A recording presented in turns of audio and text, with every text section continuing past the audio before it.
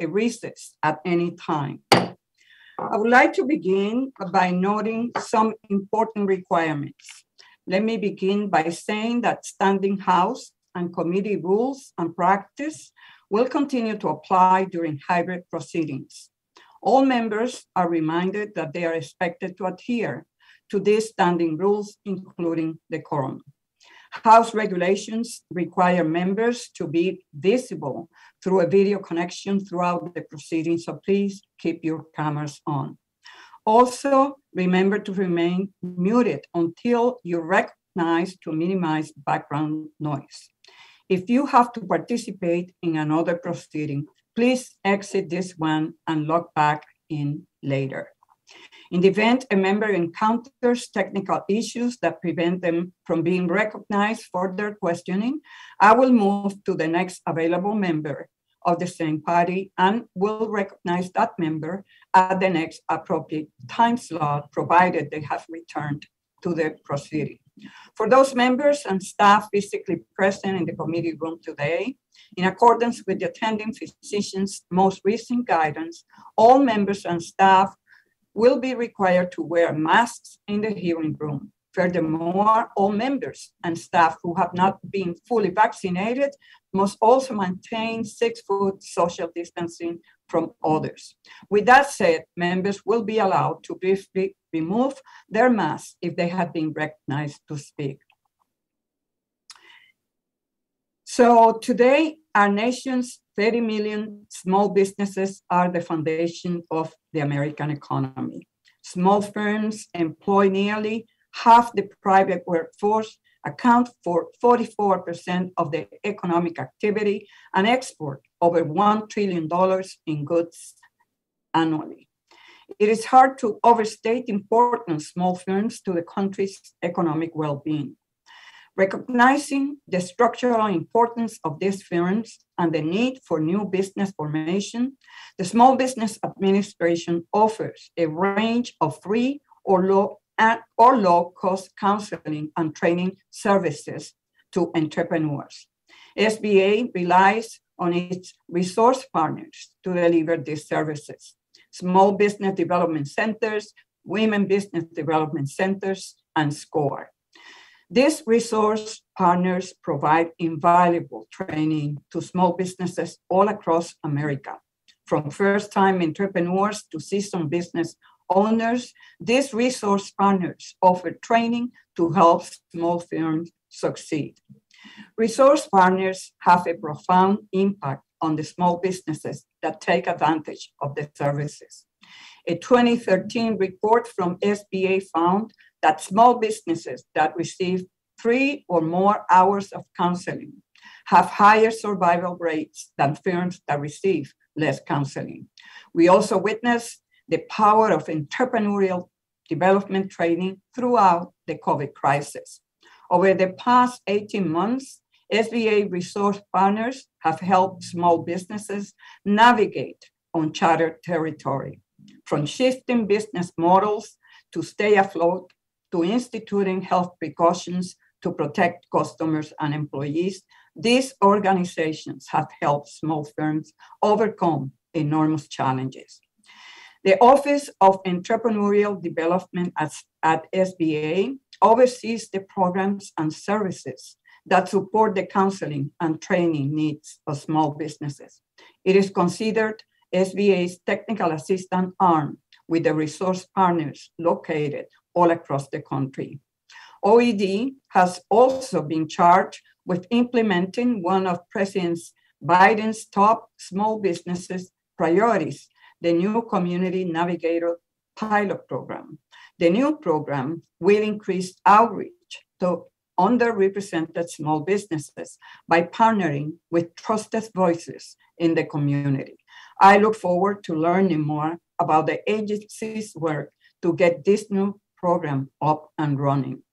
I am also looking forward to learning more about what is working and what needs to be improved with entrepreneurial development programs. The committee plans to reauthorize these programs in the coming months, and SBA's perspective is an important part of this process.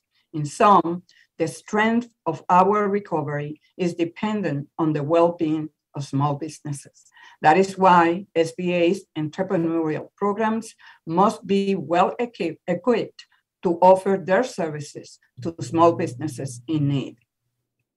I now would like to yield to the ranking member, Mr. Lukemeyer, for his opening statement. Thank you, Madam Chair, and thank you for calling this important hearing with Mr. Madrid, Associate Administrator of the SBA Office of Entrepreneurial Development. As members of the committee, it is crucial that we hear directly from SBA officials on implementation and oversight of the SBA's programs. The success of our entrepreneurs determines the success of our nation's economy. Entrepreneurs are not only our nation's innovators and job creators, but they are also the key to advancing America's economic opportunities. Unfortunately, entrepreneurs continue to be hamstrung by the Democrats who are forcing through increased government mandates, misguided entitlement programs, and reckless spending. For months, the Democrats' failed policies and unemployment incentives have paid Americans to stay home and not go back to work, which has hindered economic growth for small businesses in our communities. As reported in the August NFIB Small Business Economic Survey, they have found that 50% of small business owners have at least one unfilled job opening. This was a disincentive for 8.4 million Americans who were unemployed in August to stay off the job and on the sidelines, while there were 10.5 million job openings across the country. This is obviously counterproductive. Additionally, staffing shortages and supply chain disruptions are hindering business operations and limiting small businesses from reaching their full potential. The NFIB Research Center's September COVID-19 survey found that half of small business owners reported supply chain disruptions significantly impacting their business. Main Street USA continues to be left with the bill for President Biden's reckless tax and spend agenda. As inflation hits a 30-year high, it is no surprise that a recent Goldman Sachs 10,000 small businesses survey found that 81% of small business owners say inflationary pressures have increased since June. 84% have seen an increase in operating costs, and 74% report inflationary pressures having negatively impacted their business's financial health. As Republican leader of this committee, I appreciate the resources and training that the SBA's Entrepreneurial Development Resource Partners continue to provide to small businesses, especially as they recover from the COVID-19 pandemic. I also look forward to learning more about these programs, how they are supporting small businesses as they navigate the previously mentioned government mandates, supply chain disruptions, labor shortages, and inflationary pressures. However, I remain concerned that taxpayer dollars are not being used wisely after several Office of Inspector General reports found that SBA did not provide effective oversight of both the SCORE and Women's Business Center programs. I'm also concerned that the Community Navigator pilot program is duplicative of current resources. This program was signed into law in March, yet not a single grant has been awarded and no services have been deployed to assist small businesses to date. Instead of creating a new program with new providers, I believe that resources would have been better spent ramping up small business development centers and existing resource partners. This should be thoroughly examined. Beyond the SBA resources, numerous private sector partners, including nonprofit organizations and companies, exist to advocate for entrepreneurs, provide mentorship, increase awareness of financial opportunities, and offer support to innovators as they stand and expand their businesses. The SBA programs must be examined closely to ensure that duplication does not occur and that waste, fraud, and abuse is prevented. Mr. Madden, I thank you for being here today. I look forward to working together on effective, economical, and efficient policies to support entrepreneurs. And with that, Madam Chair, I yield back. Thank you, Mr. Lukemeyer. The gentleman yields back. I would like to take a moment to explain how this hearing will proceed. Our witness will have 5 minutes to provide a statement, and each committee member will have 5 minutes for questions. Please ensure that your microphone is on when you begin speaking and that you return to mute when finished.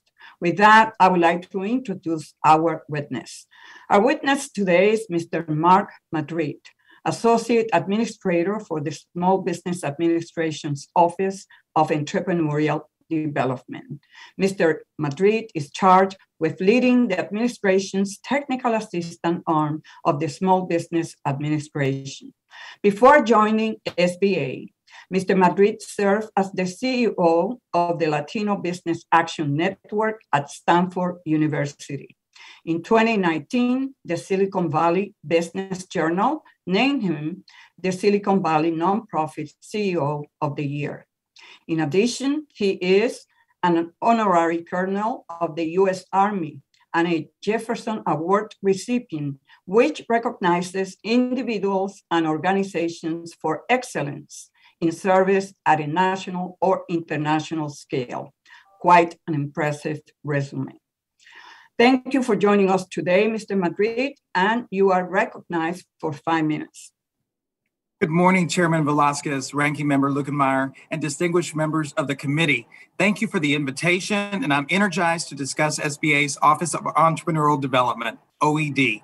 Our mission is to help businesses start, grow, and compete in global markets by providing quality training, counseling, and access to resources. OED is SBA's technical assistance arm. Throughout my career, nothing has been more purposeful than truly empathizing with and supporting small business owners. I am a product of entrepreneurship. Like many of our U.S. small business owners, my dad was unrelenting in changing the course of our family's destiny as he built a welding business in the Texas Panhandle. We are proud of my dad for his evolution from the cotton fields to being his own boss. Mi papa, my dad, died of COVID-19, and we almost lost my mom. We are thankful to God that my mom survived. So I consider supporting small businesses like my dad's the honor of a lifetime, and I have a proven track record of doing so.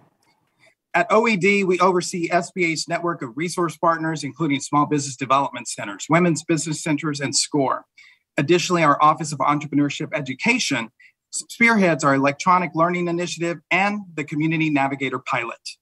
Over the last 9 months, we have made great strides in fighting the pandemic and recovering our economy, achieving historic job growth for a new administration. However, we still have a long way to go, which is why President Biden announced the COVID-19 Action Plan, a comprehensive national strategy to fight COVID-19 and to protect our economic recovery. At the SBA, we are honored to support these efforts, making critical improvements to the COVID Economic Injury Disaster Loan, streamlining forgiveness of small Paycheck Protection Program funding of $150,000 or below, and launching the Community Navigator pilot. Enacted by the American Rescue Plan Act of 2021, Navigator's goal is to strengthen outreach to our nation's smallest businesses, both in rural and urban America, particularly those owned by women, veterans, and socially or economically disadvantaged individuals. This program will advance our reach of SBA services and access to federal, state, and local resources by leveraging a national network of hyperlocal community navigators who, in the words of Administrator Guzman, are on the ground, truly connecting, empathizing, and tailoring solutions for our small businesses. The Community Navigator pilot is a $100 million competitive grant funding opportunity. Alongside our Office of General Counsel, our office is currently reviewing proposals, and we look forward to announcing the grant recipients this month. Our combined efforts are more critical now given the urgent state of recovery of our U.S. small businesses. Thus, in addition to Navigators, OED is laser focused on supporting our resource partners. Supported by our Office of Small Business Development Centers, we are proud of our network of SBDCs for their tireless work throughout the pandemic, including utilization of CARES Act funding to increase support of our small businesses over this past year and a half. Between April and December 2020, SBDCs were able to use CARES Act funding to support 592,000 small businesses.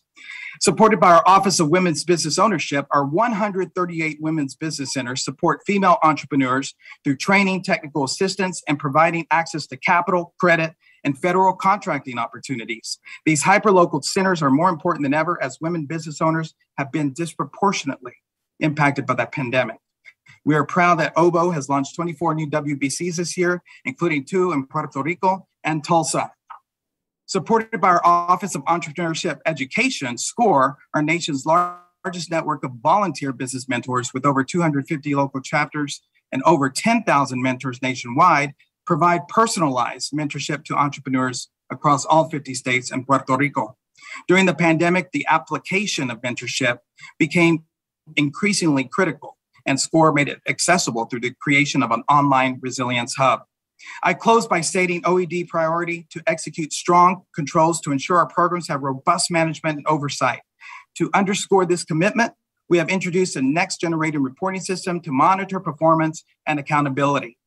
This is a very difficult time for America's small businesses, and yet they continue to embody that grit and resilience and hope. And we look forward, alongside your efforts, to support them every step of the way. Thank you for this invitation. I'm honored to be here, and I look forward to your questions. Thank you. Thank you, Mr. Madrid, and my condolences to you and your family. I will begin by recognizing myself for 5 minutes. SBA had been relying on an outdated legacy system, EDMIS, to collect data on counseling and training programs.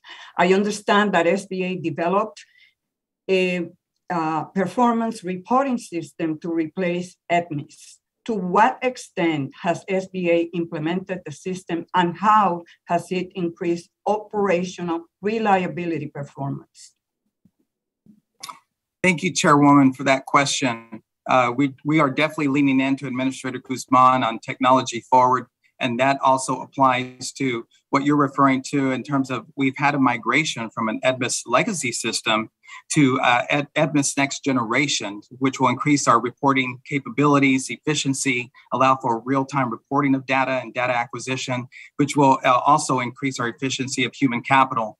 With the Community Navigator pilot, we will have graduated to a new system altogether that will increase these capabilities even further.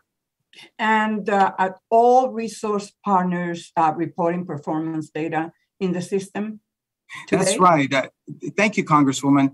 In fact, with the EDMIS Next Generation reporting system, as of May, there was a 100% deployment across all resource partners, the SBDCs, WBCs, and SCORE. Thank you. In a recent hearing, we heard concerns from resource partners about delays in notices of awards and grant reimbursement. And I since learned that OED worked hard to address outstanding reimbursement. Why did the backlog occur, and what can be done to prevent it from happening again? Thank you, Chairwoman. First and foremost, that is absolutely on target. We are committed to getting those timely reimbursements in place. There was a little bit of a delay with the initial funding to disperse. Having said that, we also experienced some delays, frankly, with the supply of demands that were in the system with the pandemic. But now, with graduation to our EDMIS NG system, we've also created efficiencies within the teamwork. We've opened lines of communication. Those delays have been mitigated.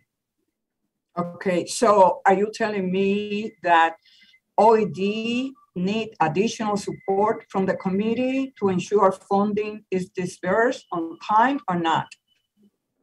Well, thank you for that statement. We definitely appreciate your support. We are leveraging our resources as Administrator Guzman has commissioned us to do. So your ongoing support is appreciated. We've established new efficiencies. We've opened lines of communication. And so thank you for your ongoing support. It is very, very helpful to us. And we're reaping the rewards from it. Thank you. Thank you. So let's talk about the Community Navigator pilot program. It is projected to begin disbursing grants awards in the coming weeks. Can you please tell us or give us an update on where SBA is in the grantee selection and funding disbursement?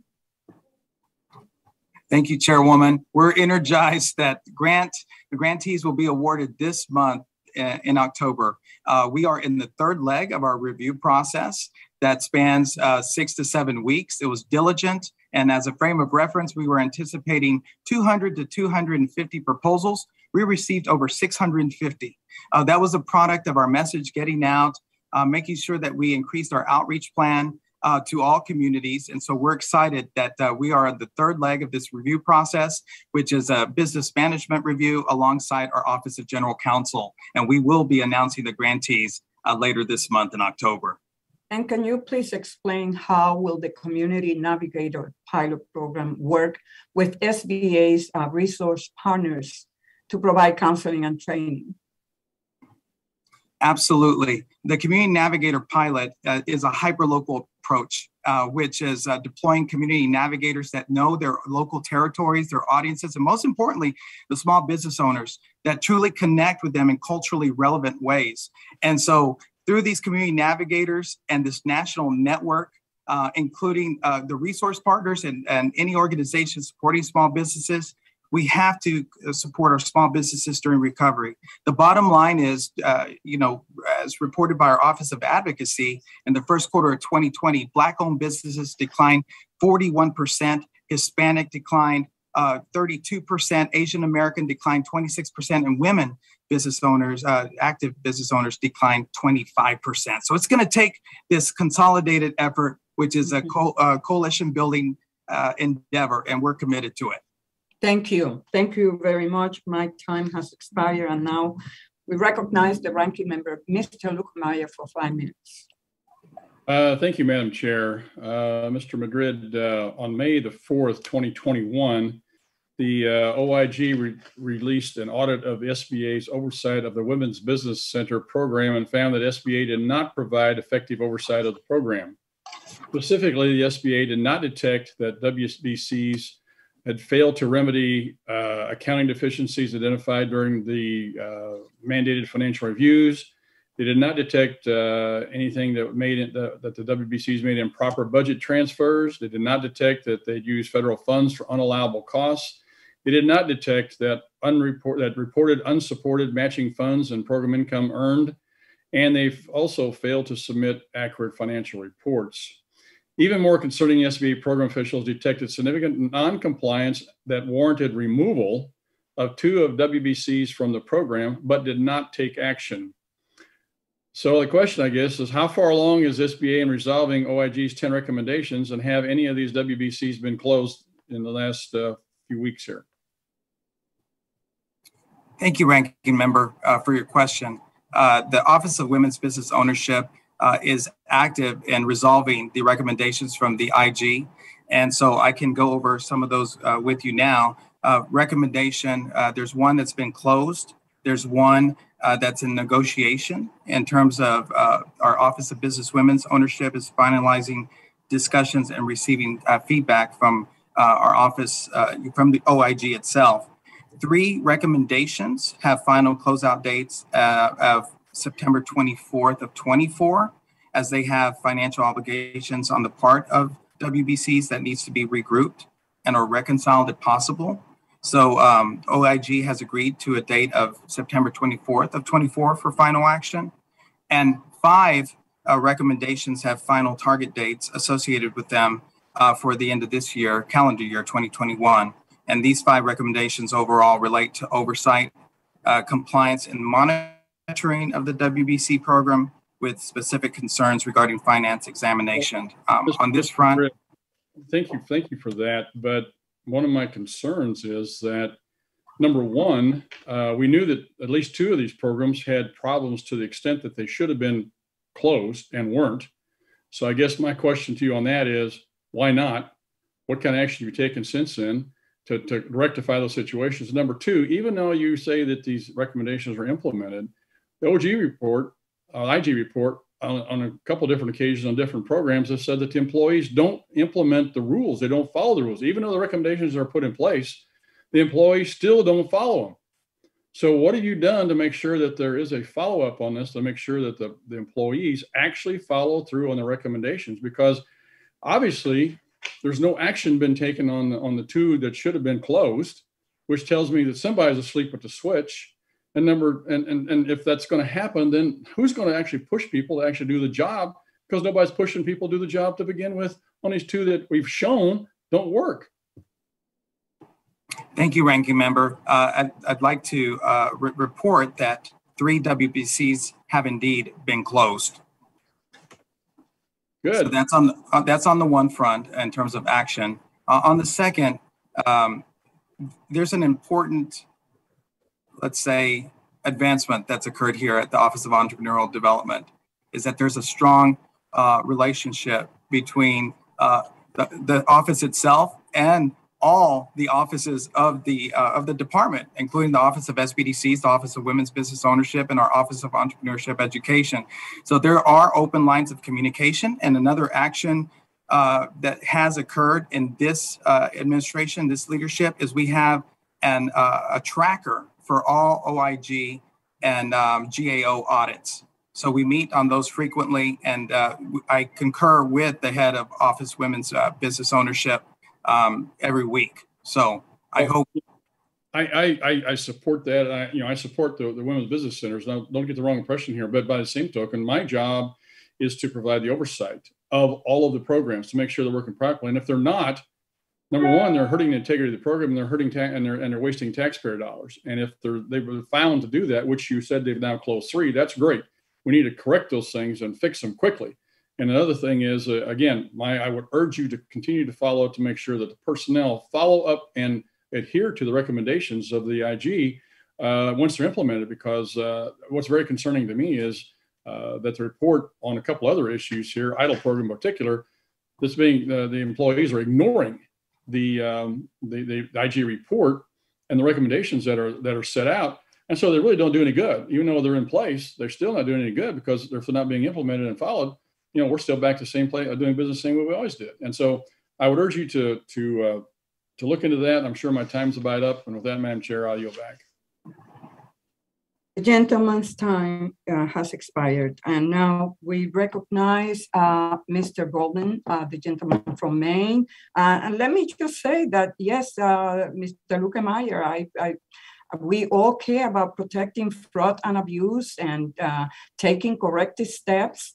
But many of those points that have been raised by the IG occurred under the Trump administration. So far, this administration has a track record on addressing those issues. And with that, let me recognize Mr. Let me just respond to that, Madam Chair. I appreciate that, and I acknowledge that some of this was done in the previous administration. Doesn't make it right. It still needs to be cleaned up. And I think they are, sir. My concern, though, is that the IG report also showed that the employees of SBA, the staff, was not following up and adhering to the recommendations. That's the point I'm trying to make. We've got to make sure that if the recommendations are put in place, that they're followed. IG is trying to do their job, but if these recommendations aren't followed, they're worthless. We've accomplished nothing. So that's my point. Thank you, though. Mr. Golden, you're recognized for 5 minutes. And Mr. Golden, you are muted. Oh, so Ms. Davis, you're recognized for 5 minutes. The gentle lady from Kansas. You're muted. Sorry, thank you. Good morning. I didn't realize that Mr. Golden would be unavailable. Okay, well, thank you so much. I appreciate Chairwoman, you holding this hearing.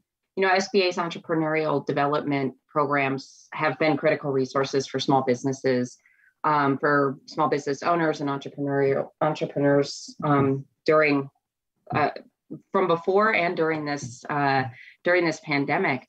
And our ED partners, our entrepreneurial development partners, have gone above and beyond to provide small businesses across the country with information, with assistance during this unprecedented public health and economic crisis. And in fact, the Kansas City Women's Business Center, which is based in and serves it's based in the 3rd District here in Kansas, but it also serves a pretty wide area here. And they helped over 600 clients last year, and helping small business owners adjust to things like COVID safe workplaces and navigating the various relief programs that we've heard a little bit about this morning.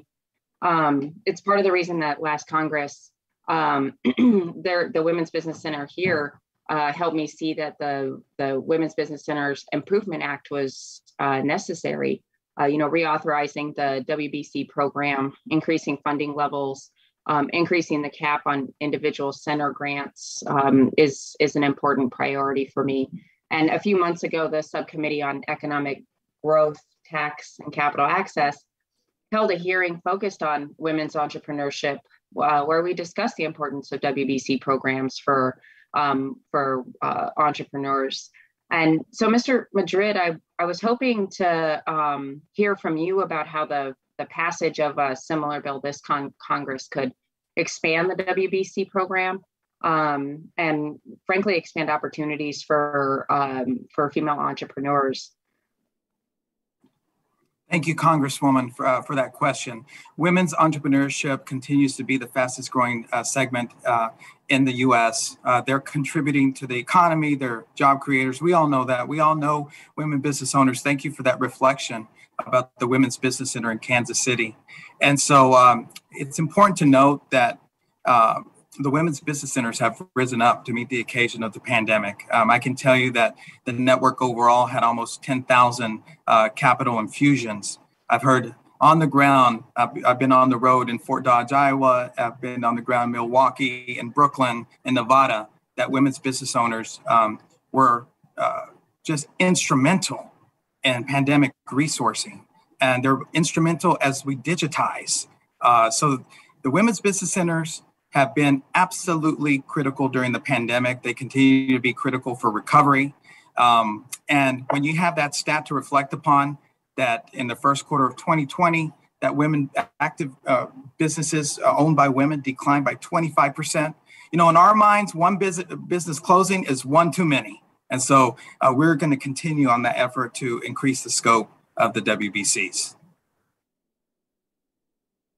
Thank you for that. And I would just, close, and I won't take up the entire time. I just thank you for the work that y'all are doing over at SBA. It's been a long year and a half, and there's been a lot of pressure put on, frankly, everybody during the pandemic. And appreciate your efforts to continue to work on those OIG issues that have been brought up, and also to just continue supporting our small business owners. We'll talk to you soon, hopefully. Thank you so much. Madam Chair, I yield back. The gentle lady yields back. Now we recognize the gentleman from Texas, Mr. Williams, for 5 minutes. Thank you, Madam Chair, and thank you, Chairman, for being with us today. I'm an entrepreneur. I've been in business and still am 51 years. It's my 51st year in business, employ hundreds of people, and it's challenging right now. And as you're aware, small businesses across the country continue to face financial uncertainty as we reemerge from the COVID-19 pandemic. Unfortunately, we haven't seen the necessary speed from the SBA that Main Street America deserves after Congress has passed billions of dollars in aid over the past year. Now, as a prime example is the Shuttered Venue Operator Grants Program, which I basically wrote, which left music venues and movie theaters waiting for over 7 months until money was dispersed. And thousands of businesses did not survive the delays that were caused by that. Now, I'm concerned that the implementation, you talked somewhat about this morning, of the Community Navigators Program is headed in a similar direction. And this program has been in the works since April of 2021 and still have not seen any money from the SBA about the selection process. And I just need to remind you, small business, unlike government employees, where government employees have salaries and guarantees, small business owners deal every morning on trying to sell something. They're on commission. They need to build. They cannot have these delays. So we need to do better with that. And you talk about how you support small business. Well, how can you support small business when you support raising taxes and raising regulations to small business? Can you answer me that? Thank you, Congressman, and the perspective that you bring as a business owner. Thank you very much. In terms of SVOG, the Shuttered Venue Operators Grant, we've issued decisions on 97% of all initial 17,644 applications, and $11 billion in grants have been awarded, 9.7 billion dispersed. In terms of your question on the Navigator pilot and the timing, just as a frame of reference, there was a hyper-local interest in terms of the local institutions that wanted to be a part of this process and apply. We had to extend the deadline for proposals that we pushed forth to the end of July. And when we had 656 proposals come in, relative to the 200 to 250 that we were anticipating. We had to make sure and instill a diligent oversight process and review process. So we look forward to announcing those this week. In terms of the tax question under the Build Back Better plan, it is important for small businesses to know that no one earning under $400,000 will incur or experience a tax increase. And so I just wanted to make sure and address your points. I know that's what you all say, but that's not true, but we'll move on. The SBA has also shown an inability to track taxpayer dollars when implementing some of these programs. Now, with the EIDL program alone, there has been an estimated $1.1 billion in potential fraud. Since the Community Navigators program was allocated $100 million, we must ensure that we do not repeat the mistakes of the past and take the appropriate measures to prevent the waste of taxpayers' dollars. So, Mr. Madrid, can you talk about the measures that the SBA is taking to detect fraud with the Community Navigators program? Absolutely. Thank you, Congressman. We are ensuring oversight and compliance is top of mind.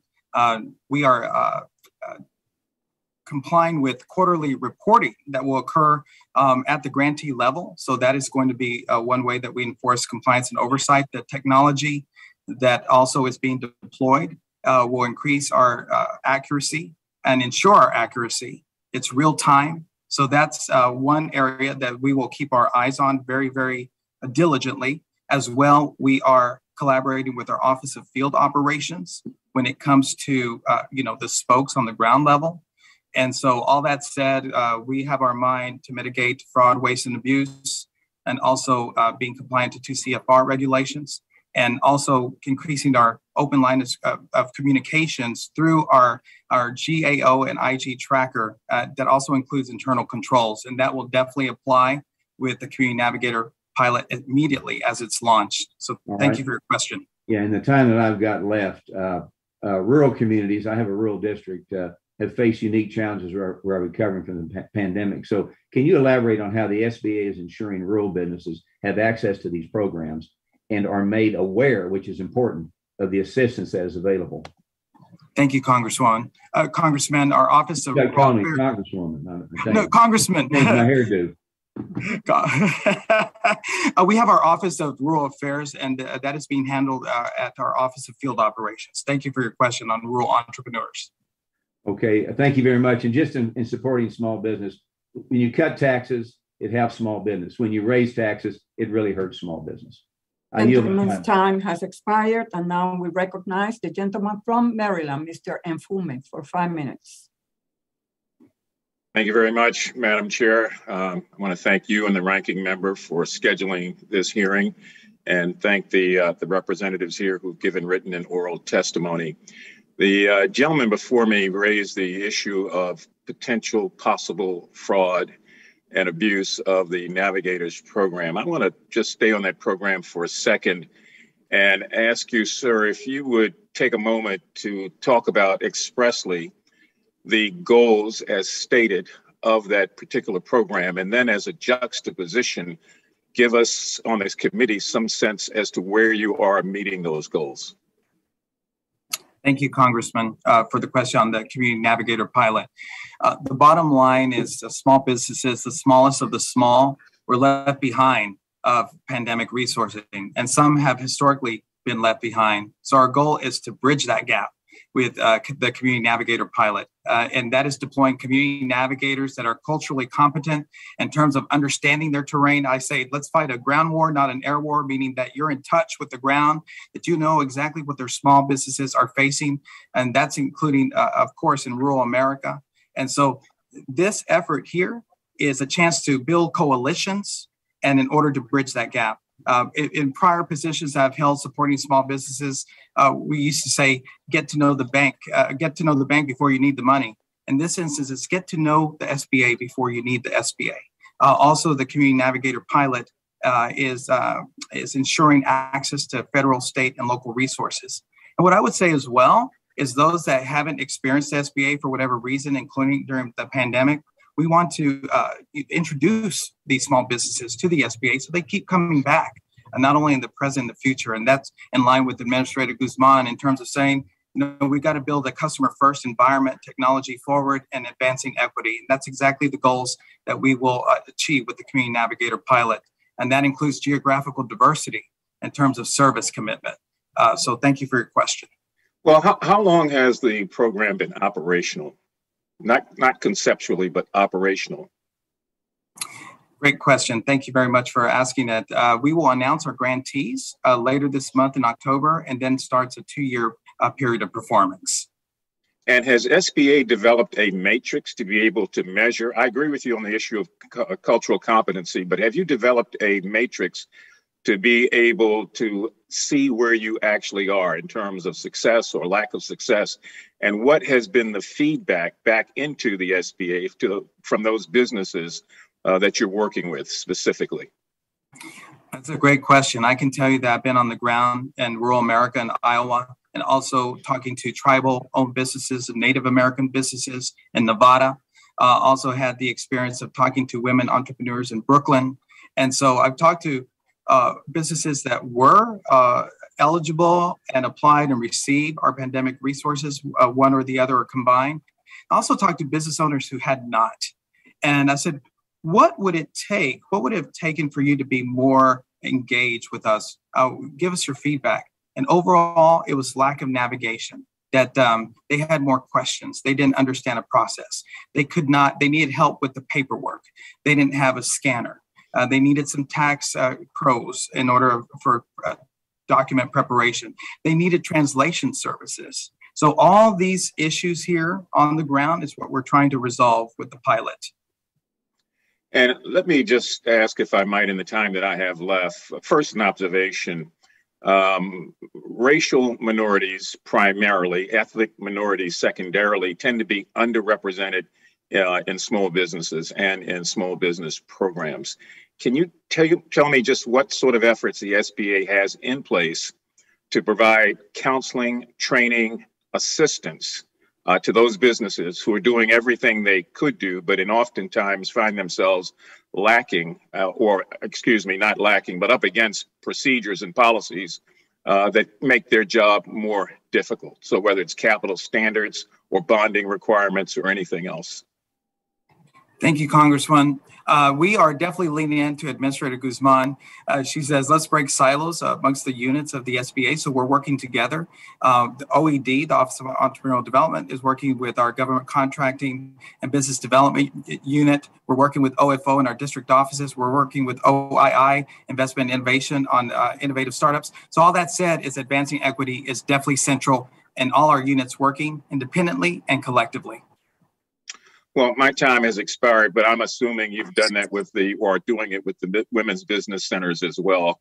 And hopefully we'll get a chance to follow up in a future hearing, but I may very well have some questions directly to you following this. I want to thank you. I want to thank the chairwoman, and I yield back anytime I may have.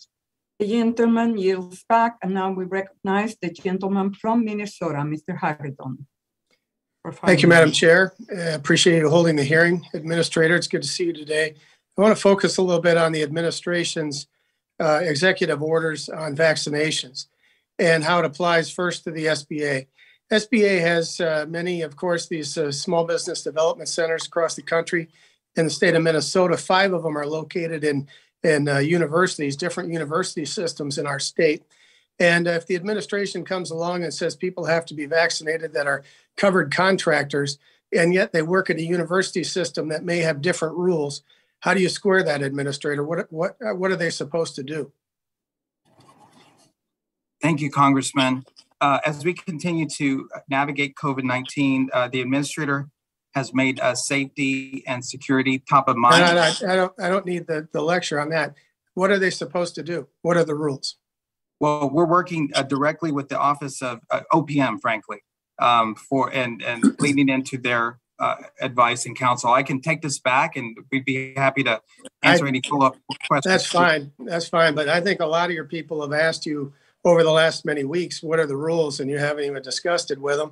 You've given them no guidance. And so, again, it looks like you have a policy that you're just dumping out, and then you'll try to figure it out later. That doesn't make a lot of sense.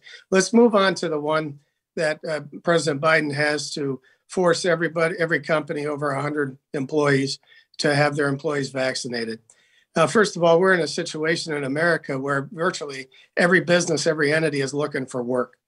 And the idea that we're going to go out of our way to fire people at this point in time doesn't make a lot of sense. With 10 million or so open jobs and 8 million people still unemployed, why the heck would we want to do that? Particularly when, according to the science that I've seen, whether you have a vaccination or not, you can still get COVID and you can still transmit COVID. The vaccination doesn't stop you from getting it. It just makes hopefully the end result much better because it reacts and helps you get through it, hopefully without death. So, it seems like what's happened is the president came out and said there's going to be this rule under OSHA. And then since then, he's gotten on the phone with American Airlines and a bunch of other companies and used the pressure of the federal government in order to get those entities to implement his policy. So it makes it look like everybody likes what he's doing, even though, of course, the federal government has a lot of oversight over these companies and sometimes can deliver money or not deliver money. And yet, who knows when this is coming out? Who knows what the details would be?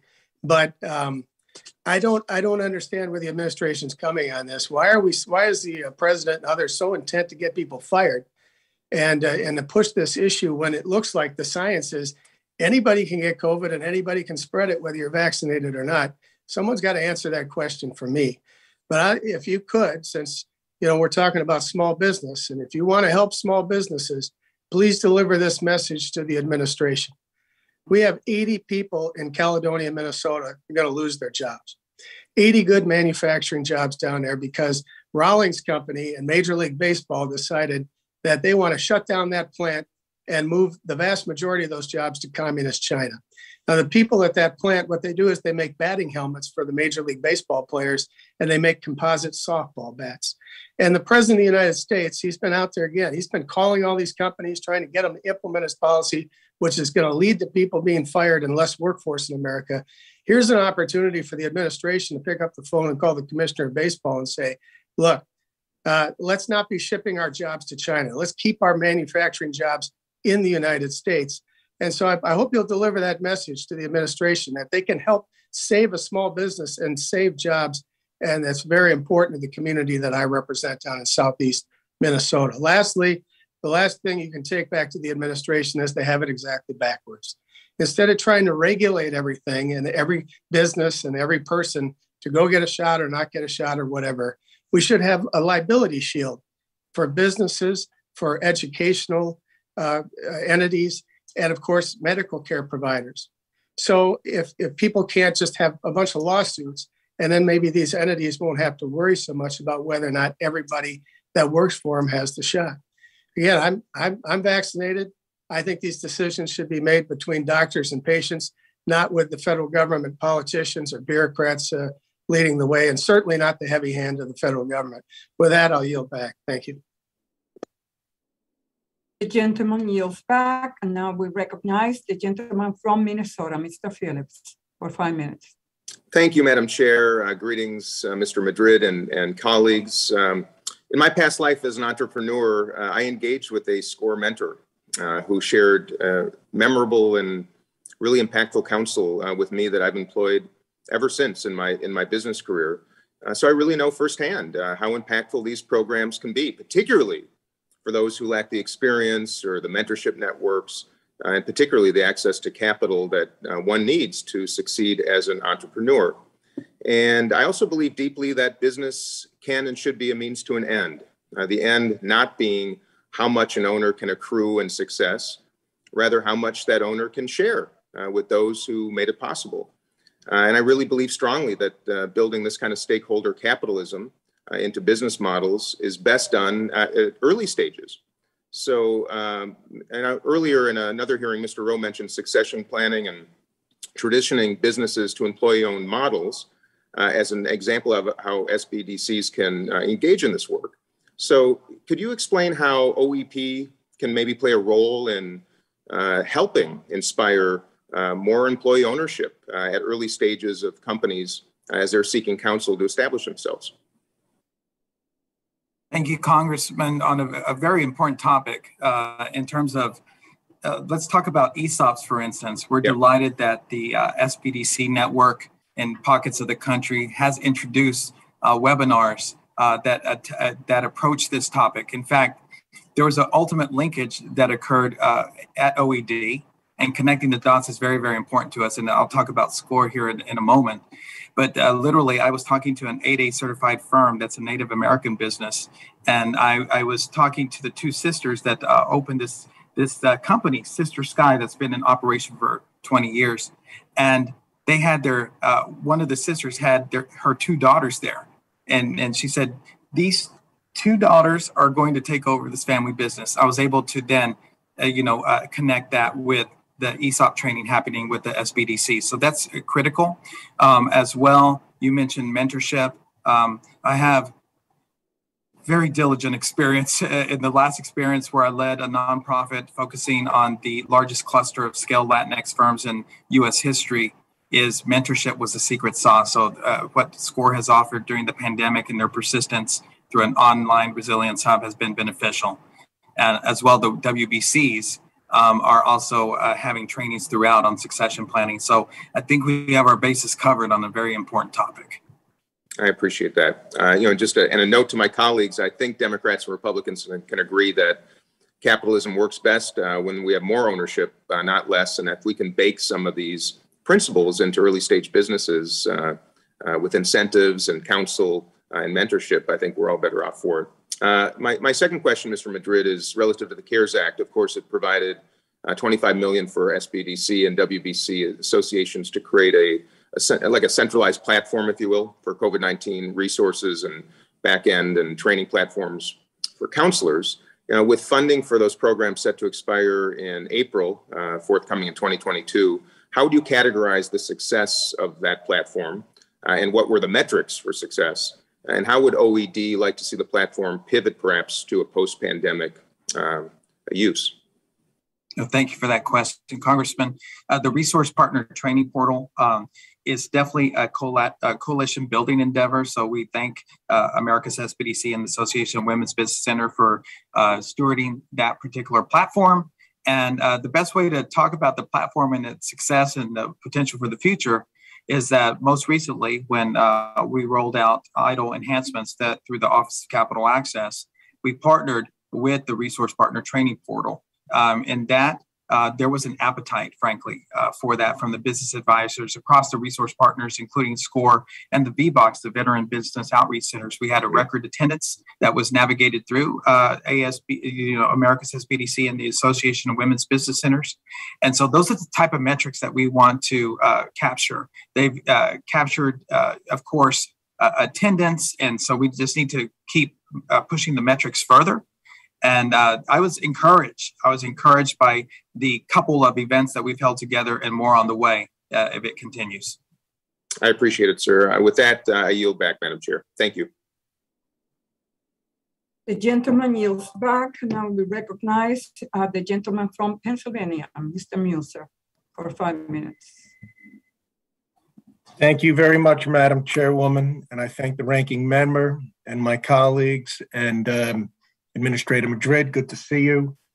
Yes, I think the small business development centers have been important throughout my district in Pennsylvania. In fact, I've gotten to know a few. They certainly help facilitate the PPP loans, and they seem very excited and driven to assist and create outreach. So that's good. And I think that should continue. Many of them are involved with schools where the centers are within my district, and it's a very positive thing. The OIG report, that oversight, it's got to be taken very seriously. I hear what the chairwoman said, that it happened very much in the previous administration, fine, but we're just finding out about it for the most part now, and we're really not hearing it being taken completely seriously. We even met with the Inspector General, and he's a great individual, and I really appreciate him, but it's got to be taken seriously. And, my next question, Administrator Madrid, was intended to be, what are your needs to do your job better and for our businesses? But first, I think it's very important that you have a real good understanding of the needs of small business. And I say this because even when we met with the Administrator Guzman, I asked her about taxes, And her response was, we don't get into taxes. We leave that for, another department. And that's not an advocate of small business that doesn't understand the taxes. And what you said a little while ago about under 400K is not accurate. Okay. But first off, there's a tremendous amount of uncertainty that exists with my small businesses throughout Pennsylvania, throughout the great Commonwealth of Pennsylvania. Taxes is just one of the issues. Inflation, right? All this monstrous spending that we want to even triple down on moving forward. That inflation is a big problem for small business. Workforce availability, big problem. Supply chains, I'm not going to, that's other matters are getting into effect there. The energy costs, okay, that's a direct result of much of that's going on with the Biden administration. If the reconciliation passes, utility costs are going up. That affects everyone. And and natural gas, you all want to tax natural gas. More than half our small businesses get their energy from natural gas. So they will all, and homes, thousands and thousands of homes costs are going to go up. So to say it's under 400K, and then I'm going to give you a little bit of math here. All right. A typical business with 40 to 50 employees that does revenues of about 12 million has a net income of about 8%, which is about $1 million. You reduce the 400,000 level because you're looking to reduce in reconciliation in the bill, the 20% small business deduction. Okay. 20% of 600K, the difference between 1 mil and 400K is 600. You take that 20%, that's 120,000 at the new rate of 40%. That's about $50,000. That small business owner is probably paying himself $150, $180, maybe $220,000 for him and his family of four. So not only will he have to pay $50,000 more in taxes, he'll probably let somebody go. That's what will probably happen. They'll try to do more with less and maybe invest in automation, but you're also removing some of the cap gains or deductions, not to mention the capital gains increase. How does that not affect anybody who makes $50,000 or more that looks to sell a stock because their child's going to college? So to say it's not under 400K is a complete inaccurate thing to say. Stating that, I'll now go back because we need you all to advocate for small business like your life depends upon it, because the small businesses' lives do depend upon it. Okay, every day I hear from them. Now I will go back. How can we help your department serve and advocate for small businesses? Congressman, I would be happy and energized to answer questions related to our programming and our purview in terms of business counseling and training and education. And so we appreciate your support with those tenets of OED. All right. Thank you. Madam Chair, I yield back. The gentleman yields back, and now we recognize the gentle lady from Georgia, Ms. Bordeaux. Thank you, Chairwoman Velasquez and Ranking Member Lukemeyer, for holding today's hearing. And thank you to Associate Administrator Madrid for joining us today and your important work with the SBA. The local SBDCs in my district have been extremely helpful resources as my office has helped small businesses navigate the effects of the pandemic. I represent a rapidly growing community in Gwinnett County, where our population has grown by 20% between 2010 and 2020. And much of this growth has come among immigrant and first-generation American communities moving into our district. These are demographics that we know start businesses at higher rates than the rest of the population. This means that our SBDCs are serving a larger and more diverse population of small business owners with the smaller allocation which accompanied our previous census results. So my question is, it's very important to me and to small business owners that these new census numbers ensure that we get federal resources and get them to where they're most needed. So I was curious, now that we've entered fiscal year 2022, albeit on a continuing resolution, when can SBA's resource partners in and around my district expect to see the implementation of the new funding allocations based on the results of the 2020 census? Thank you, Congresswoman. Appreciate your thank you for your work in your area and experiencing that rise. I can attest to the fact that our Office of SBDC Leadership is taking a look at the census. In fact, they reported to me most recently that is happening and occurring. There's an open line of communication with the SBDC network on that. So we look forward to adjusting those measures accordingly. And thank you for your efforts and your statements related to, immigrant-owned businesses, which they've declined over 36%, according to our Office of Advocacy data for the first quarter of 2020. So as well, through our resource partner network, we have an Inclusivity for All challenge that has been launched through that network. It started in Northern California, and my first visit here officially at SBA was in Fort Dodge, Iowa, where the Iowa SBDC invited me to be a part of their launch of their Inclusivity for All challenge. And that has extended itself, thanks to the SBDC network, nationwide. So I hope all that together, that we're looking at making sure that the applicable census figures do apply to allocations. Thank you for your question. Great. Thank you so much. And inclusivity and those kinds of initiatives, we look forward to seeing that in my community. We just have a lot of very, very diverse communities, very entrepreneurial, and want to make sure that they are getting resources. One of the other challenges we faced is making sure that these very diverse communities are aware of the existence of the SBDCs, the WBCs, SCORE, the VBOCs.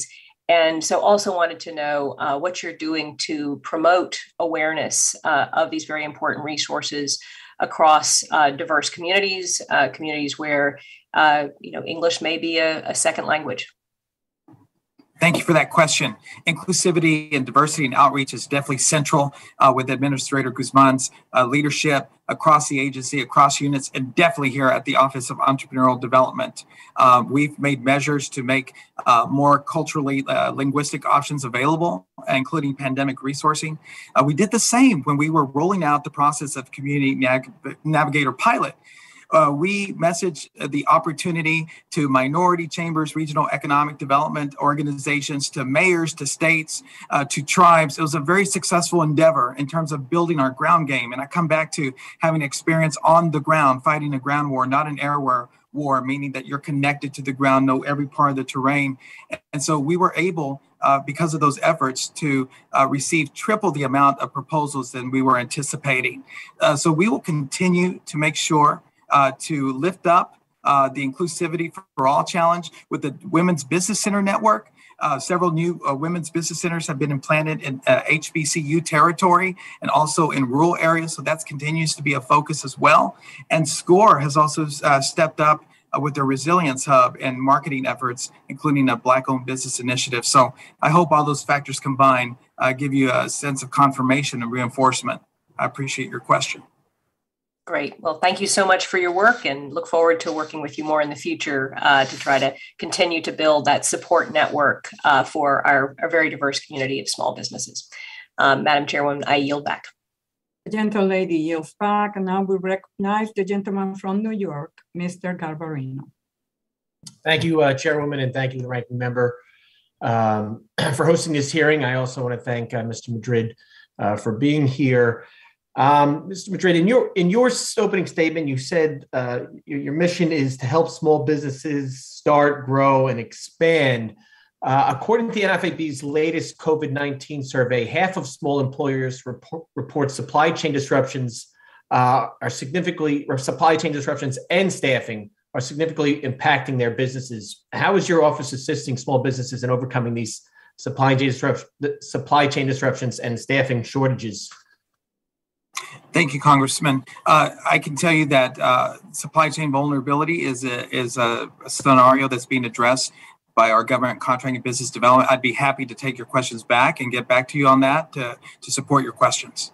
All right. Well, I mean, because I have friends coming up to me now with little kids that are saying, I'm not going to be able to get Christmas presents.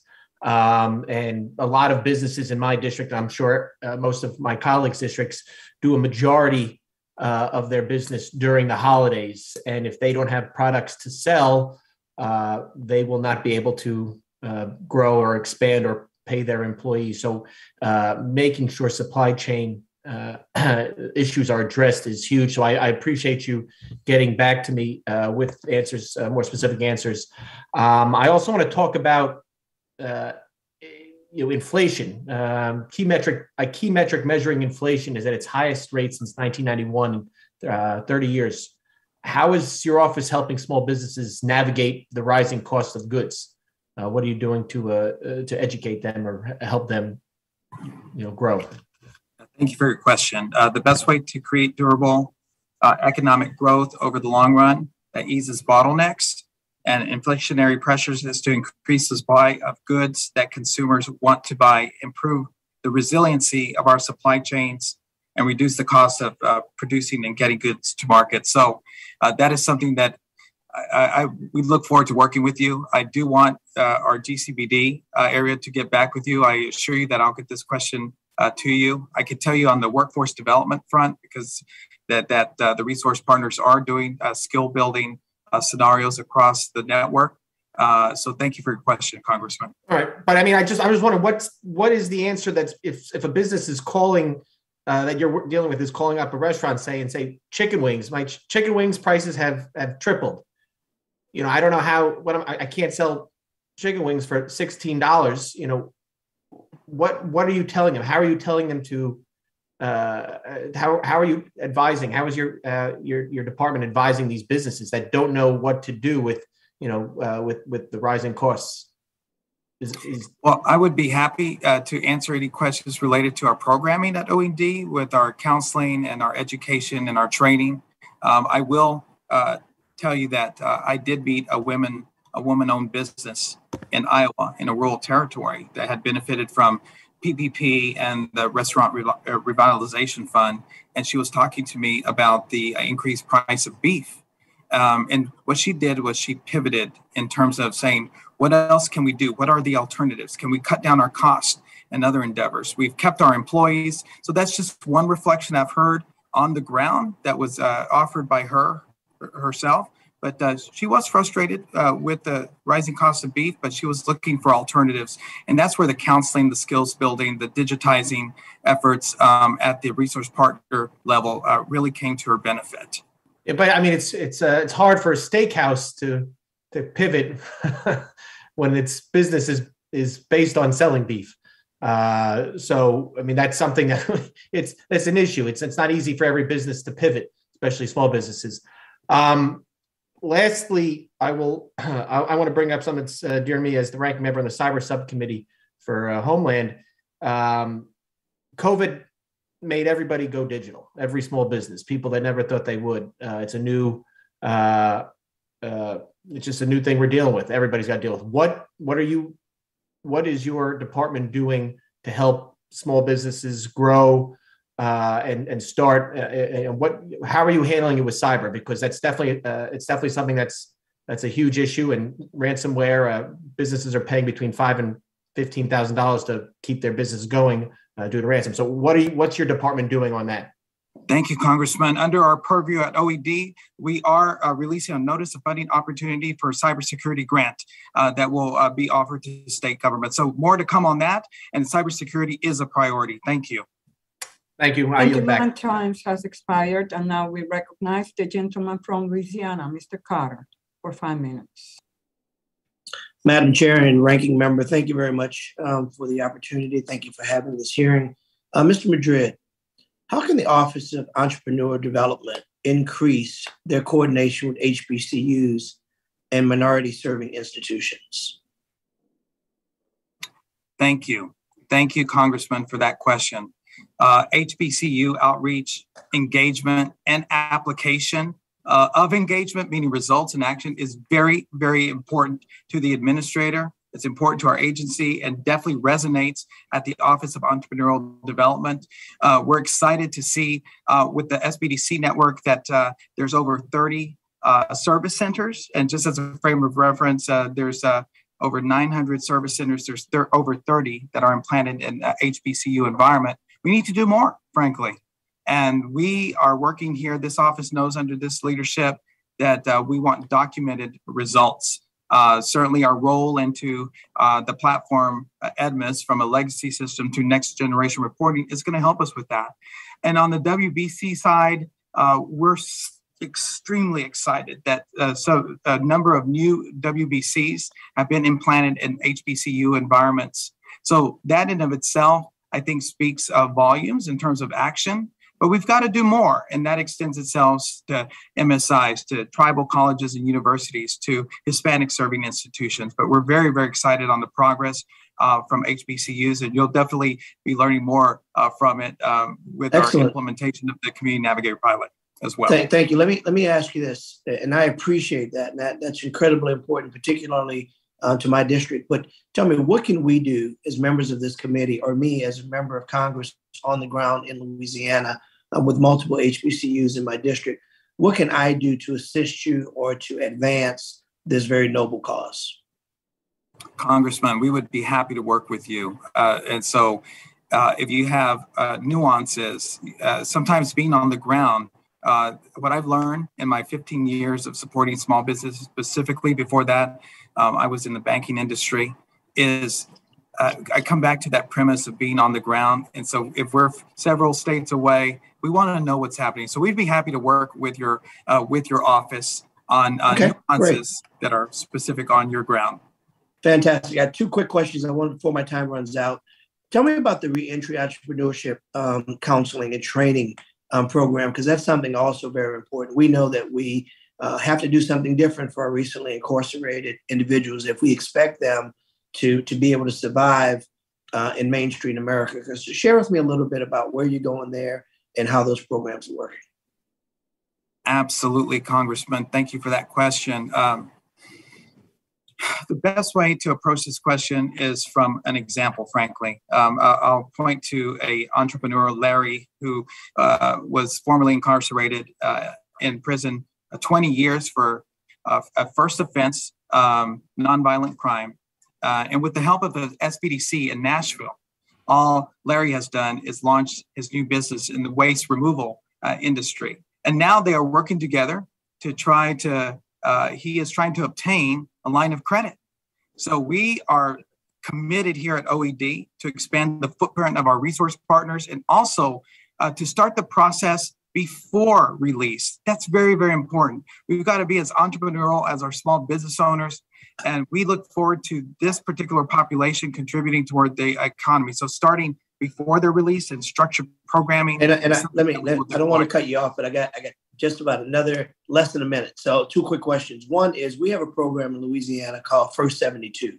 It's a program that in that significant period of the first 72 hours of someone being recently incarcerated, their programming set up. I'd love to offline have a conversation with you to talk about the merits of this program in Louisiana and see if there may be some practices that they have that you can use, or maybe some best practices you can share with them to improve on them. So lastly, real quick with my last 30 seconds, there were several organizations in my district that applied for Community Navigator pilot competitive grants. If an organization in my district wasn't selected, will they have an opportunity to apply again for this funding in the future? Thank you, Congressman. I look forward to hearing more about First 72. And the Community Navigator program is a pilot. So the imagined statement is that it's institutionalized in some way, shape, or form. If it's done through Congress, we're happy to execute it. Thank you very much for your question. Thank you. I yield back, ma'am. The gentleman yields back, and the gentle lady from California, Ms. Kim, is recognized for 5 minutes. Thank you, Madam Chair Velasquez, and I want to thank our ranking member, Luca Mayo, for holding this hearing. And Mr. Madrid, thank you for being with us to discuss the state of SBA's entrepreneur development programs. I want to point to your testimony where you talk about Mr. Montgomery of American Wagyu cattle. By the way, during the pandemic, I am one of those who had mail orders and ordered the delicious Wagyu beef because I really like that. And so I really appreciate you mentioning him. And thanks to PPP, Mr. Montgomery was able to keep his staff full force and expand his businesses. And this is where he attended an event where he was able to meet up with his lending partner, find the right banker that was able to guide him and tell him about the PPP. So can you describe how that partnership with local lending institutions and the entrepreneur development resource networks makes it easier for small business to gain access to capital? Thank you, Congresswoman. I look forward to ordering some Wagyu beef myself. So beyond talking about to do it myself, I look forward to that. And we're proud of Patrick Montgomery and part of the Missouri SBDC. But clearly at OED, we're trying to forge collaboration building as much as possible. That's the case also with the Women's Business Centers in terms of some of them being CDFIs. That's been helpful to some of the women clientele that's had barriers to access to capital. So we will encourage coalition building when it comes to getting these entrepreneurs. That case specifically, Patrick, was a serendipitous event, as you had mentioned. And so we're glad that he was able to pivot to keep up with that mail order business. So I hope that is a reinforcement. Other than sharing our love of Wagyu beef, I want to get to the point of, would you agree that it helps to have the bank representatives who know their communities on the ground as a resource for the networks? Because I say this because a while ago, we sent a letter to the congressional leadership, both Republicans and Democrats, to ensure that we do not remove the lending institutions from the equation and move towards a direct lending approach through SBA, because there is that talk of that in the latest reconciliation package that went through the committee. So should that happen, who will be filling the void of those community bankers and credit union representatives that are on the ground, providing information and services to our small businesses? Thank you, Congresswoman. I believe that you're referring to the efforts surrounding direct lending by the SBA, and I will just purport to this. I want to preamble this by saying we'd be happy as well to work with you and get questions to our Office of Capital Access. But what I will testify to is from being on the ground and is those loan amounts that 150,000 or less have been so hard to access for many of our communities that have been left behind historically, or who were left out of pandemic resources, is hard territory. And we feel like we have to step in here, but I'd be happy to take your questions back specifically to our Office of Capital Access. But some of those folks who are trying for those loan amounts are subject to very high interest rates. And we all can agree that that is a very, very difficult environment, especially for a business owner who has not had access to funding. So it's sometimes their first entry. So look forward to any questions that you have that we can take back to that office.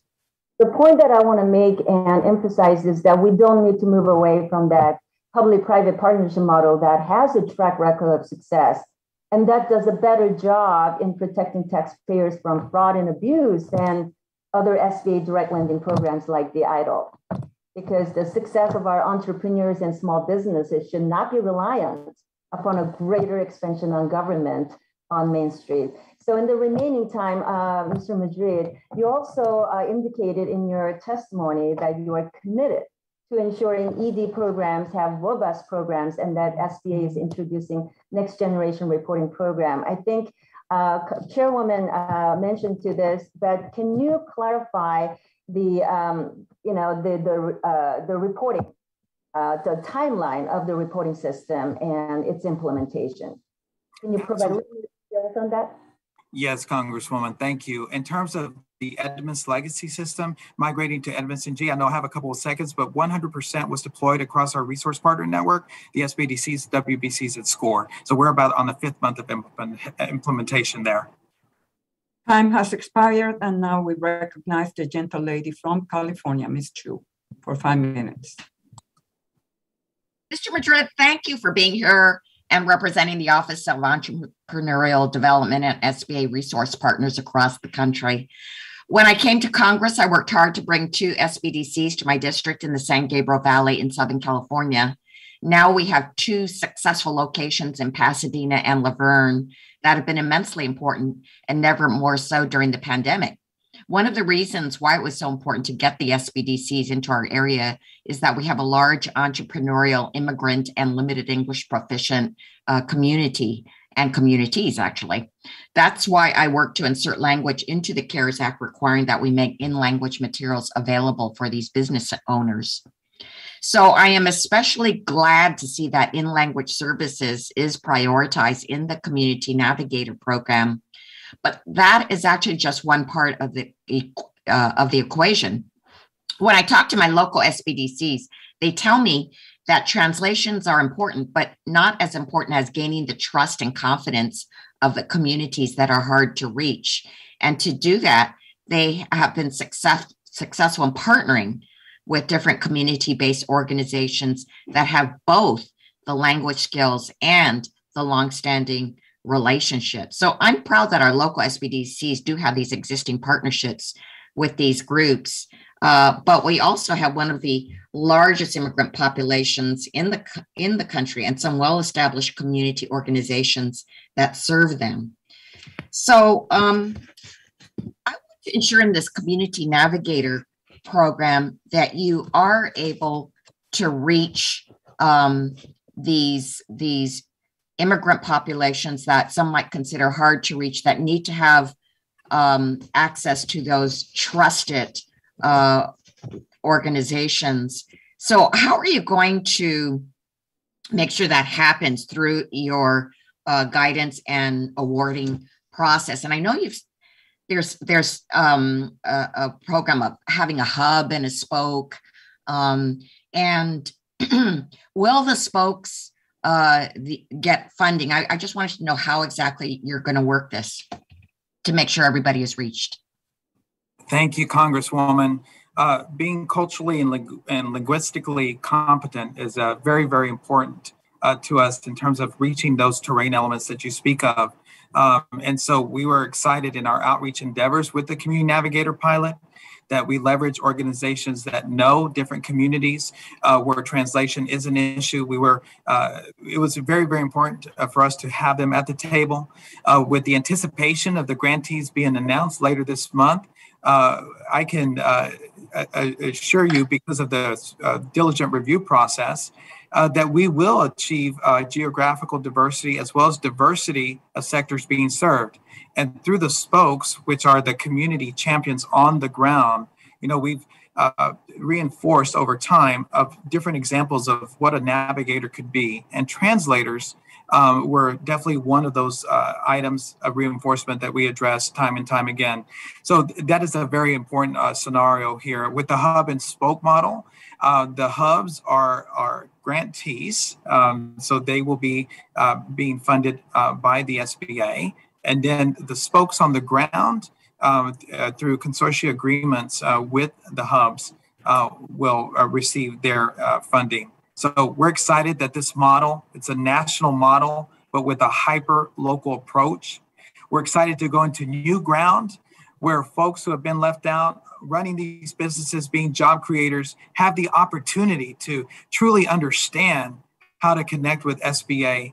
That's the first step of many, but we're excited to take that first step in many instances on the ground through this program. And will the determination of the funding for the spokes be made by the hub?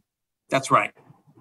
That's right. And that is in proposal altogether in terms of the review process that we have now. It's a proposal of the hubs with their spoke engagements.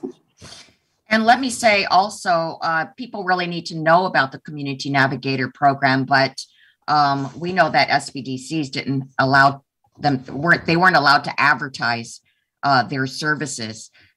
So what is going to be done to make sure that there is an actual awareness of the Community Navigator program? Will they be rolled for advertising? That's right. There will be a role. There was an appropriation aside from the one under our purview that talks about, that application of, marketing the Navigator pilot. Thank you very much for your question. Thank you. I yield back. The gentle lady yields back, and the gentle lady from Texas, Ms. Van Dyne, is recognized for 5 minutes. Thank you very much, Chairman Velasquez and Ranking Member Lukemeyer. And thank you, Mr. Madrid, for joining us today. Your visit comes at a difficult time for small businesses that have endured many challenges and hardships over the last 18 months. And now, as they try to get back on their feet, they're faced with a slew of new manufactured challenges. Luxurious and unsustainable unemployment benefits have played a significant role in labor shortages, and seemingly never-ending stimulus has led to record inflation. In addition, Democrats are now trying to force through the largest spending bill this country has ever seen, leaving our smallest employers fearful of massive tax hikes bound to stretch their already small margins. I heard your answer to Congressman Roger Williams' question about increases in taxes, and you said that no one earning under $400,000 will experience tax increases. Now, as a direct result of this administration's fiscal policies, folks making under $400,000 and small businesses are already paying more in taxes. We're all suffering from increased and out of control inflation. For example, and I would hope that working for the Small Business Administration, you see this, you've heard this, and you know this too. Example is in the cost of cargo containers. They've gone from $4,000 last year to now an average of $29,000. We've seen a 54% increase in fuel costs, a 7% increase in food costs, and escalating employee costs if small businesses can even find employees. And to that point, Congressman Hagedorn brought up the list of impacts that are going to be hitting these small businesses as a result of the vaccine mandates. You know, I spoke with members of the aviation industry yesterday who are already experiencing drastic shortages of pilots. And with this December 8th deadline looming over their heads, cargo carriers warned that this mandate will, quote, have a tremendous disruption on commerce in this country. So pretty much anyone who drives, buys anything, or eats will be paying more, and it's only getting worse. So despite misleading claims pushed by this administration, increased taxes included in the Democrat reconciliation plan will negatively affect the close to 1.5 million small businesses organized as C corporations and most small businesses organized as pass-through entities. So according to the Texas Public Policy Foundation, I know you're a Texan, so you'll appreciate this. The proposed policies Democrats are pushing will result in Texas businesses losing well over $650 billion in investments and will reduce full-time employment by 12,000 jobs. So given that the stated mission of your office is to, quote, help small businesses start, grow, and compete in global markets, my first question to you would be, do you believe increased taxes on small businesses help them to grow and compete? Thank you, Congresswoman, and a big shout out to Texas. Thank you for that. Regarding the tax plan, I would love we are happy to respond to your questions in writing. I'd love to respond or answer any questions about our counseling and training related to the programs. Asked you was, do you believe that increased taxes on small businesses help them to grow and compete? Our forte is not tax policy, so we'd be happy to address your questions in writing, but I'd be happy to talk about increases in inflation help small businesses to grow and compete. I'd be happy to take your questions and respond to them in writing, Congresswoman. So do you believe federal mandates that force small businesses to fire employees in a time when they can't find people to hire help small businesses to grow and compete? Congresswoman, I would be happy to respond, take your questions back and respond in writing. So you've come to us today to answer questions. I'm asking you what kind of impacts on small businesses this administration's fiscal policies will have. Are you unprepared to answer those questions today? I'd be happy to talk about the Community Navigator pilot, our resource partners, what's happening on the ground with our WBCs, our SBDCs, and SCORE. Okay, so the mission, which is to make small businesses be able to compete and grow, we're unable to talk about that today? I'd be happy to talk about what's happening on the ground to support that mission. Okay, so as the ranking member of the Subcommittee on Oversight, Investigations, and Regulations, I was concerned by the Inspector General's audit of the women's business centers earlier this year, found that the SBA did not provide efficient oversight, resulting in close to $1 million of potential fraud. So as the administrator overseeing entrepreneurial development programs, can you tell me how many people on your staff are designated to provide oversight of these programs? Yes, well, the Office of Women's Business Ownership and the leadership there is responsible. We've closed 3 women's business centers, as elaborated earlier. Tell me how many people are designated to provide oversight of these programs. Yes, we have a grant management officer there, as warranted officer, and the supporting staff. Okay, so we have one person or?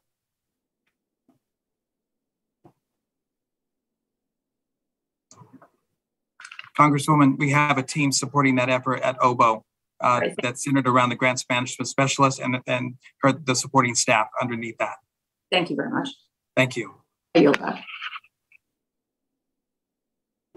The gentlelady yields back, and now we recognize the gentleman from Pennsylvania, Mr. Evans. Thank you, Madam Chair. Thank you for your leadership. Good morning, Mr. Madrid. It's a pleasure to be coming to speak before us today.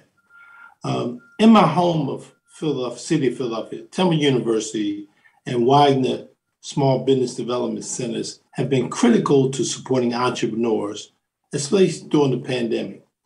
Many small businesses in my district do not have the capital to hire accountants or professionals. During the past year, the centers have assisted in starting up 112 new businesses, supported 8,407 jobs, served over 2,600 clients, and helped in forming nearly $40 million in capital for small businesses in Philadelphia. These centers are especially important in cities like mine, where nearly half of the population is Black and nearly 25% is on poverty. However, this brings us to an issue around priorities and resources. So I want to ask the metric that comes with funding and making these decisions. These centers are based on increasing jobs saved and capital formation.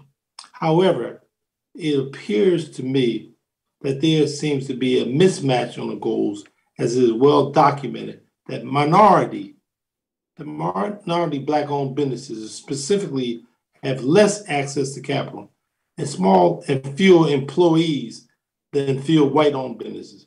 If the SBA keeps increasing the goals around jobs saved and capital, isn't this counterproductive to these centers increasing their already stellar performance of minority women, veterans, and rural entrepreneurs?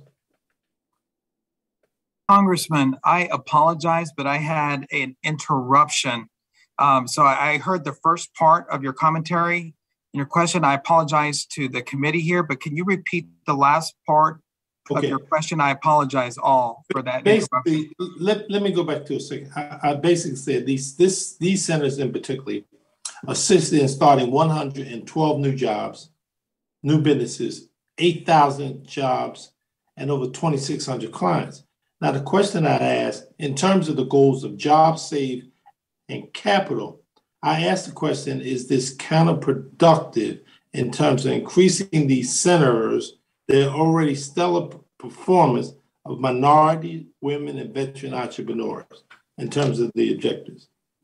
Yes, well, thank you for your question, Congressman. We certainly want to make sure that we're evaluating the performance of the SBDCs. And so we're going to continue to reevaluate metrics and be timely with especially what's happening during the pandemic. So we feel like new business starts, capital infusion, job creation, of course, is important, as well as asking if the folks being served are veterans and go deeper on demographic information. So we're definitely making sure that the metrics apply to the current environment. And we've learned a lot from the pandemic. Well, can you talk a little bit about, just in your mind, of what you think you have learned in terms of the goals that you see of jobs saved and capital? What specific example can you give in terms of what you have learned? Oh, absolutely. I mean, when it comes to capital infusion, I mean, the SBDC certainly across the network had notable, advancement there. Some of it was the numbers, but they had to pivot to a virtual environment. So bringing some of those engagements into the fray is very, very important, because the digital and virtual world is not going to go anywhere anytime soon. In other words, the SBDCs, and we've talked to them about that, we're going to have to evaluate new measures of how that virtual audience is securing capital, for instance, is one item. With the WBCs, just extending to our resource partner network, they had almost 10,000 capital infusions. So those are examples that we're taking into account that also will be applied with the Community Navigator pilot, just to connect the dots between the resource partners and the open lines of communications between our offices and the networks themselves. Do you, any way you think that this committee can assist you more in terms of ensuring that you meet those goals? Well, we look forward to working with you. I mean, I hope that's the commonality that I have across this committee. It's a we proposition. We look forward to working with you. Thank you. Thank you, too. Thank you, Madam Chair. I yield back.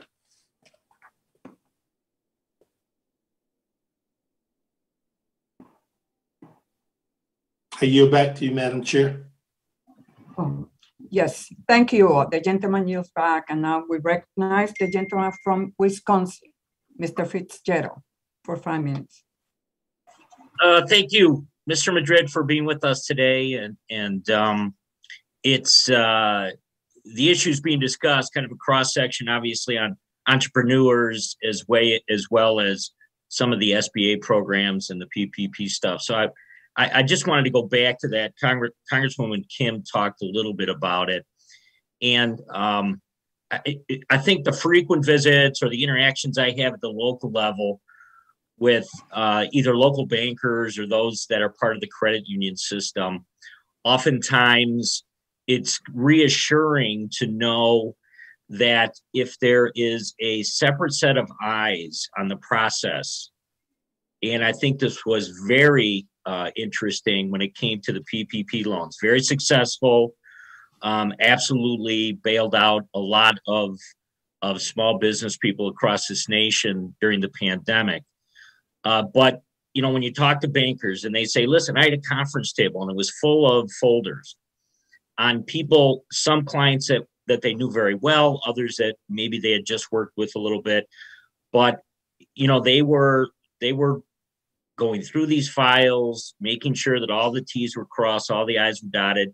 And as a result of that, you can see in the PPP program that there is a lot less fraud and abuse as a result of that.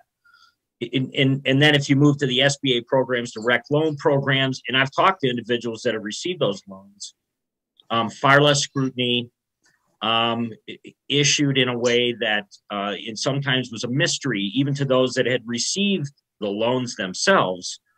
So I would once again encourage you to be an advocate for this within the SBA, to say, hey, listen, if we want to reduce those numbers, if we want to bring those fraud and abuse numbers down, involve local financial institutions.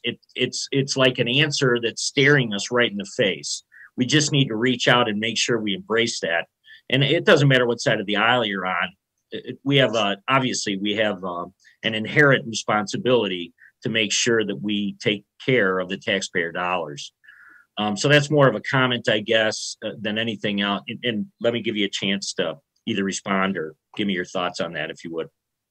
Congressman, thank you. The direct lending legislation and lending is based off of our successful 7A loan program, and this program will not be in isolation.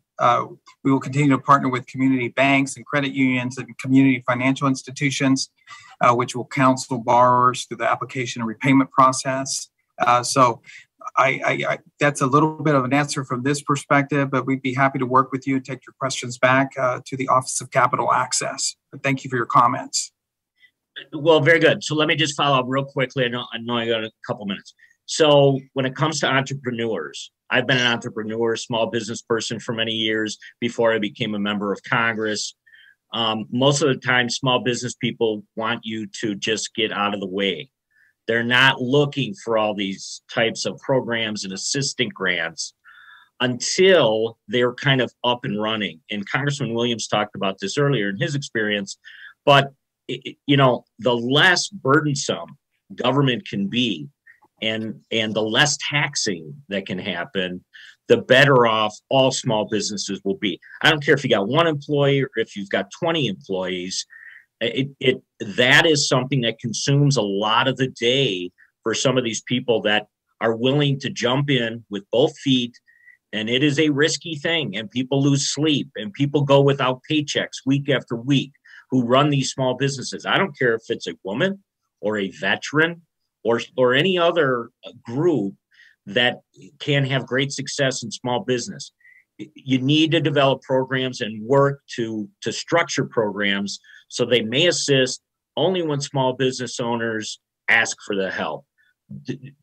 For too long, the federal government specifically, but in my state of Wisconsin, there has been too much intrusion in that process, and it leaves us in a position of trying to work around government versus interacting with them. And it's another thing I felt, I had the opportunity today to talk a little bit about that. I want to thank you for being with us today, and I would yield back. The gentleman yields back, and now we recognize the gentlelady from Pennsylvania, Ms. Houlihan. Thank you, Madam Chair, and thank you for the opportunity to speak. I think this hearing has been very reflective of the complexity of small businesses in this country, and particularly during such a stressor such as this pandemic.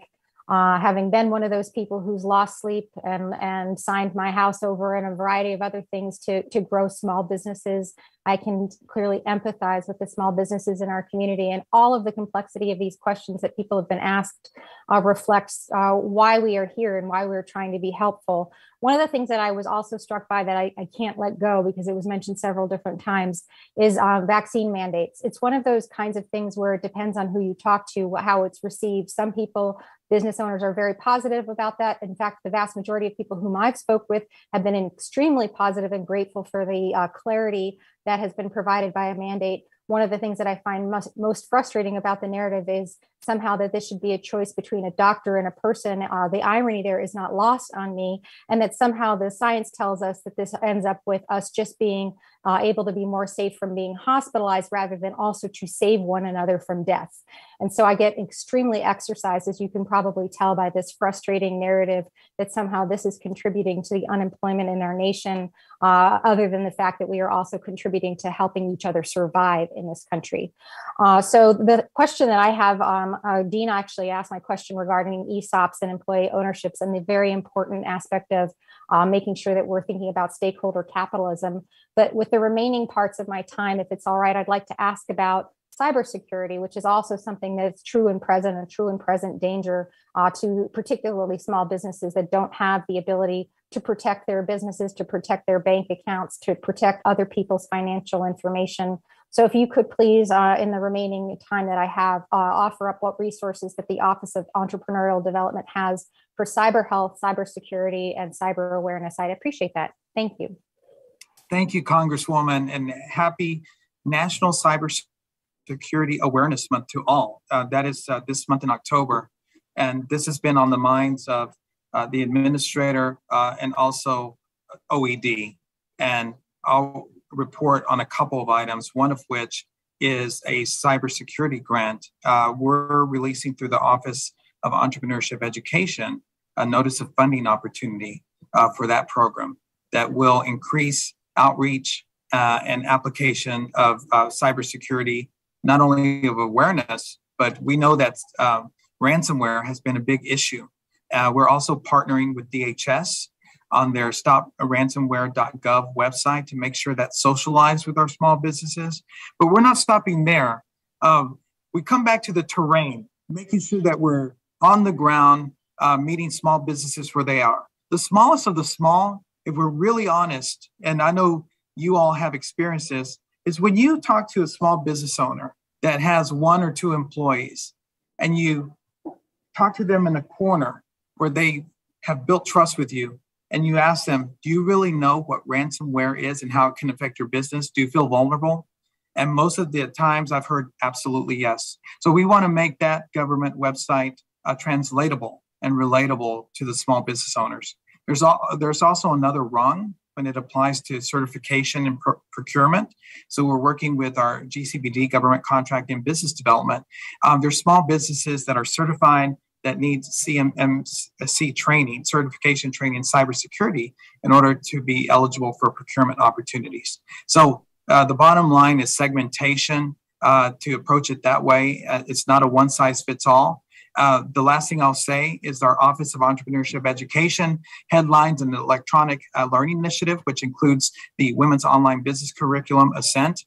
And we will add to that a cybersecurity pillar. So we're very, very excited about that going forward, and it will continue to be a priority in OED and through our Office of Entrepreneurship Education. Thank you. And with what remains of my time, I look forward to working with you on those issues of cyber security, because I think they're critical to success of small businesses.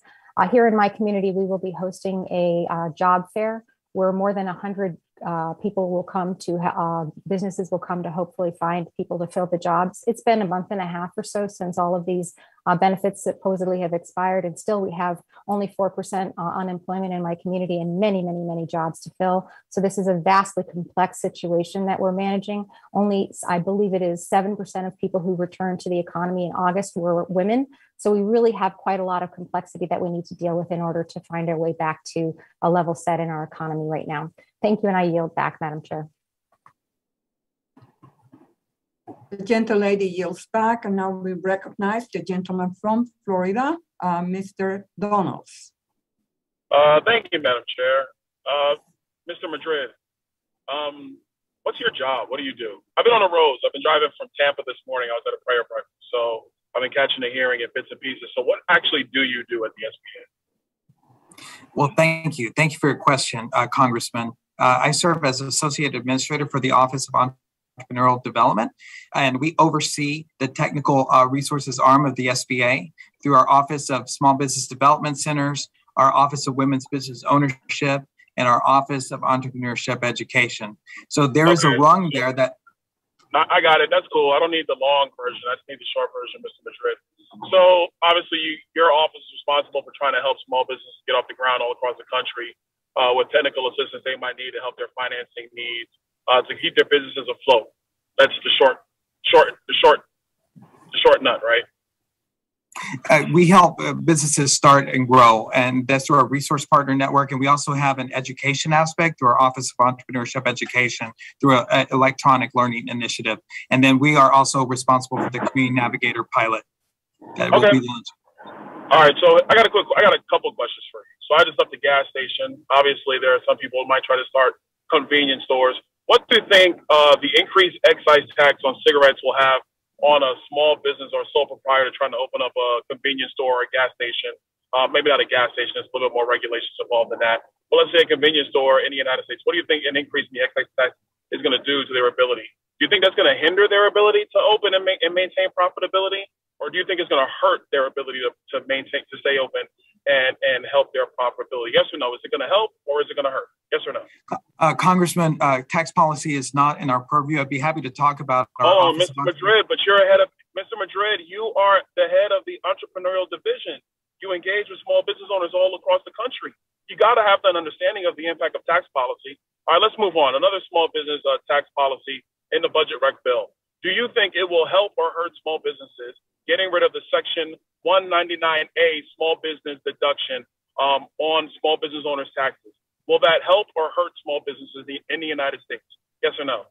Congressman, I'm not in a position for Come tax on, Mr. policy. Madrid, you are in a position. You coordinate with small business owners all across the country. You said so yourself. That's your job title. You provide technical assistance to all types of small businesses. So you have to have firsthand knowledge of what's going to impact them. If the Section 199A is going to basically be taken away from them, meaning they're going to have more and pay more in taxes, you don't know if that's going to help or hurt the same small businesses you're trying to provide technical assistance to help.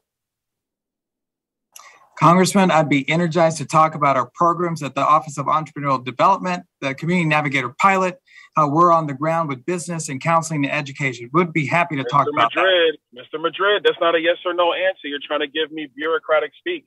And to be honest, I've been listening to bits and pieces of this hearing, and I just find it to be ridiculous. You guys are charged with helping small businesses open, thrive, and prosper. That is your purpose. But I do understand that you can't talk about tax policy. Frankly, your boss, when she came before us, couldn't talk about tax policy. We were given the same runaround in that hearing, and we're getting it today. Last question. Do you think an increase in the corporate income tax rate and or an increase in the personal income tax rate for small business owners whose income passes through to their 1040, do you think that will help or hurt small businesses being able to thrive in the United States? Yes or no? Congressman, I'm not in a position to, and it's not my purview for tax. Mr. Madrid, I'm going to reclaim my time.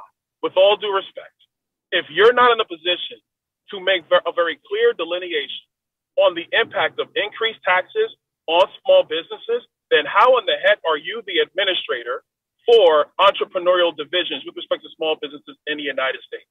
If you can't understand that, then I'm very, very concerned about what can be understood at the SBA. Madam Chair, I yield back. The gentleman yields back.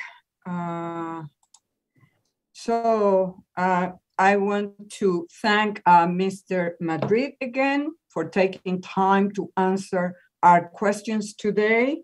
And SBA's Office of Entrepreneurial Development plays a critical role in facilitating the well-being and growth of American small businesses, and your commitment and dedication to small businesses shined through today. For many small businesses, counseling from an SBA resource partner can mean the difference between success and failure. Going forward, we must work together as a committee to ensure these critical organizations are in position to thrive and that the OED has the resources it needs to effectively implement the various programs under their jurisdiction. I will ask unanimous consent that members have 5 legislative days to submit statement and supporting materials for the record. Without objections or order, and if there's no further business to come before the committee, we are adjourned. Thank you. Thank you.